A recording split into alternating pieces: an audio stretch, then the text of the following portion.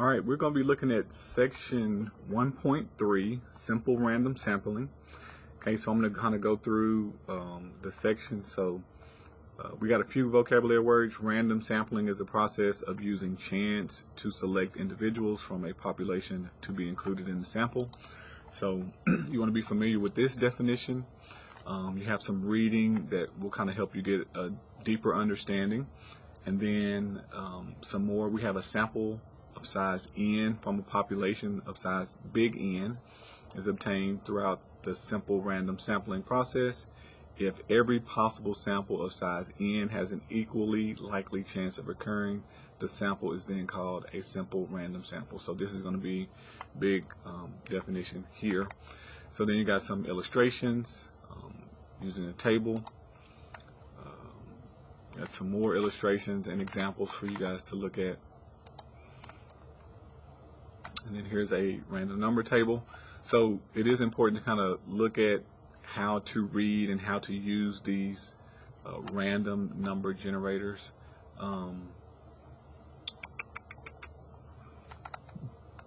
They explain kind of how to use this. So this one says find a simple random sample of 5 clients for the problem presented in example 2. So I didn't look at example 2. Okay, so the approach is similar. So obtain the frame and assign a client a number between 1 to 30. Randomly select 5 numbers using the random number generator. It says to do this, we must first set the seed. The seed is an initial point for the generator to start creating. So this is important. So random numbers, like selecting initial point in the table of a random number, the seed can be any non-zero number. Statistical software such as StatCrunch, Minitab, Excel can be used to generate random numbers. But we will use the TI-84 graphing calculator. The steps for obtaining random numbers using StatCrunch, Minitab, Excel, graphing calculator can be found in the technology step-by-step below.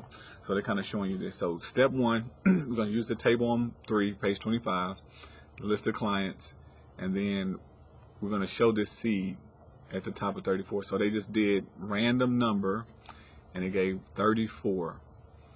Okay, and then ran int. So these are commands in the graphing calculator. So you can just have it give you some numbers, and then it can spit them out. But you can also use the table, which, let me go back.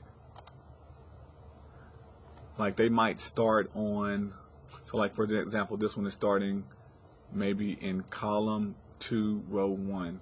And then you're going to be looking at 2-digit numbers, so they'll just go down. So they look at 23, 17, 74 is too high, so we would skip that one, and then 04. And let's say we went all the way down this column, then we would go over to the next 2 numbers, and then 21 might be 1. 63 is too high, 19 would work. So they just kind of pick however many numbers you have, and they look at 3 at a time, 2 at a time, 1 at a time, and just go down the columns and go down the rows. And so this is kind of what they're showing you from a previous example. They got the number 1, 52, 7, 44, 46, 37, 26, 11. It says we skip 52 because it's larger than 30. So they would skip that one, but they would pick 2-digit numbers at a time to get random numbers. So this is how this random number table is used, which you'll be seeing that in some problems coming up. And then other than that, that's pretty much it. Just understanding how to do a random sample.